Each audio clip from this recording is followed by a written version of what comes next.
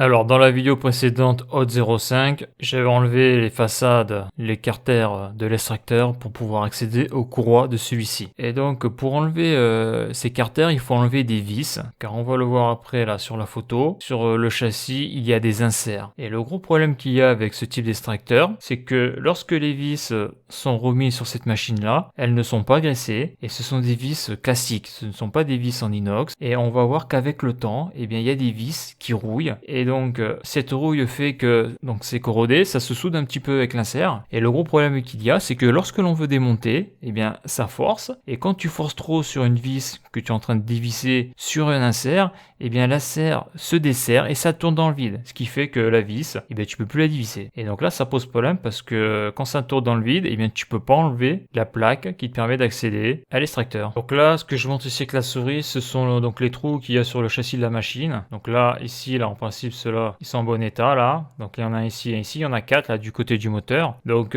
c'est la tôle qui est percée là et dedans on met un insert. Donc l'insert ça se met avec une pince spéciale et à l'intérieur c'est fileté, on peut y mettre sa vis. La vis par exemple qui traversera ici là la plaque là, donc il y a un trou, on met la bonne vis. D'ailleurs là ici on peut la voir. Ici là on peut voir des vis là, donc c'est des vis comme ça que l'on met pour tenir la plaque de protection. Et là on voit que ceux-là là de ce côté là sont en moins bon état. Et moi j'ai eu le problème avec l'insert qui est tout à fait en bas à gauche. D'ailleurs ici on commence à avoir un petit peu de rouille. Donc le gros souci c'est que lorsque la vis est rouillée, eh bien ça va crocheter là dans l'insert. Et lorsque l'on va forcer pour dévisser, eh bien l'insert donc il a été mis avec un appareil exprès. Donc il est serré sur la tôle, mais ça va le desserrer et après il va tourner dans le vide. Et là c'est affreux parce que là on ne peut plus le démonter de manière normale. C'est-à-dire qu'il va falloir péter la vis, soit la couper à la scie à métaux ou avec un appareil électrique comme une meuleuse sur batterie. Parce qu'en toiture, avant de trouver une prise, tu vas pouvoir tirer une rallonge de 75 mètres, c'est-à-dire une rallonge de 50 mètres et de 25 mètres. Ou alors là ce que l'on peut voir, j'ai déjà montré dans ma vidéo plomberie, le multi-tool, la lame vibrante là, ça c'est génial, en tout cas sur batterie. Ça permet de couper des petits tuyaux en cuir et ça permet aussi de couper de la visserie, ce genre de choses. Donc là ce que tu vois ici c'est la tôle. Donc là on est de l'autre côté de la tôle du carter de l'extracteur. Donc là de l'autre côté tu avais la vis avec la tête hexagonale que j'ai dévissée avec une clé à pipe. Donc là tu vois que la vis elle est quand même vachement corrodée, vachement usée. Et là tu peux voir l'insert. Et là tu vois que c'est rouillé. Et lorsque j'ai tourné la vis, eh ben, l'insert là c'est desserré. En tout cas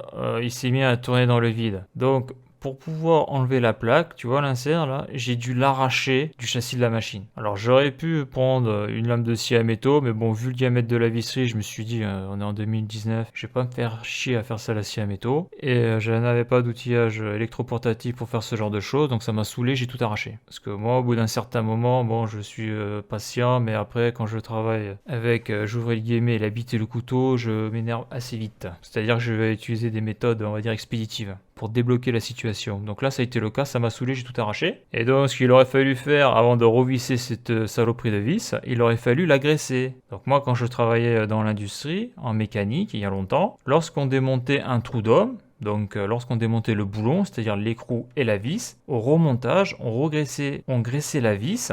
Et je posais la question, mais pourquoi on graisse la vis au remontage d'un trou d'homme? Donc je pensais au début c'était pour faciliter le remontage. En réalité, c'est pas pour faciliter le remontage, c'est pour permettre le démontage, par exemple 2 ans après. Car comme ces trucs-là sont à l'extérieur, et bien avec la pluie, l'humidité, il va y avoir de la corrosion vu que les vis ne sont pas en inox. Chimiquement, ça réagit et après c'est impossible à démonter, quoi. Donc là, ça a été le cas. Donc pourquoi le constructeur ne met pas des vis en inox? On peut se poser la question vu le type de machine que c'est. Et ça arrive très souvent sur les caissons des extracteurs et des VMC là, l'insert qui reste bloqué avec la vis qui tourne dans le vide, c'est un cauchemar. Donc voilà à quoi ça ressemble. Donc lorsque j'ai arraché la vis, en réalité j'ai pris la tôle, j'ai fortement tiré dessus, ça fait effet de levier et tu vois que l'insert a été arraché de ce trou là. Donc je me suis commandé des inserts neufs, d'ailleurs je les ai commandés en inox avec des vis inox. Et de souvenir c'est pas le prix que ça coûte. Par contre j'ai pas pu monter mon insert inox parce que je n'avais pas la bonne pince à insert, j'en avais une, mais là c'est un gros insert et il faut une pince adaptée pour ce type d'insert là. Et moi j'avais que la petite pince à insert classique. Voilà, donc après il faut acheter une pince à insert et pour faire acheter une pince à insert c'est compliqué. En tout cas là où j'étais c'était compliqué, j'ai pas réussi à l'avoir donc j'ai laissé tomber car c'est pas moi qui décide des achats. Par contre j'ai signalé que celui-là il était mort et les 3 autres commençaient sérieusement à fatiguer. Donc comme tu as pu le voir dans la vidéo précédente, le but d'un extracteur c'est d'aspirer dans des hottes et pour ça entre la hotte et l'extracteur il y a des gaines. Mais pour que l'extracteur puisse aspirer il faut que la plaque latérale soit fermé. Alors un petit complément d'information à propos du trou d'homme pour ceux qui ne savent pas ce que c'est. Donc ça c'est une capacité, donc on trouve ça dans les usines, c'est comme un gros réservoir. Et pour pouvoir faire des visites à l'intérieur, on a ce que l'on appelle ici un trou d'homme. Donc il porte bien son nom, c'est pour qu'un homme puisse passer à l'intérieur pour aller visiter l'intérieur de la cuve. Donc c'est pas vraiment une cuve mais c'est une capacité, c'est-à-dire que tu as les tuyaux qui rentrent, qui sortent, et ça fait partie d'un process industriel. Et donc tous les 1 an, 2 ans, 3 ans, ça dépend, il y a des capacités qui sont ouvertes. Donc là tu vois le trou d'homme, là, tout ça c'est des boulons là. Donc derrière il y a vis hexagonale et là on a l'écrou. Donc ça s'ouvre à la clé pneumatique, hein. Tu fais pas ça à la main, il te faut des outils électro-pneumatiques. Bah non, c'est que pneumatique, 100% pneumatique. Et donc lorsque tu démontes tout ça, donc tu ouvres le trou d'homme, donc le gars qui va dedans fait ce qu'il a à faire, et après avant de refermer tu changes le joint, bien sûr, parce que dedans tu as des produits chimiques, et quand tu remets ta visserie là tout autour là, donc tu mets les vis, et avant de mettre l'écrou, tu graisses la vis, comme ça quand tu revisses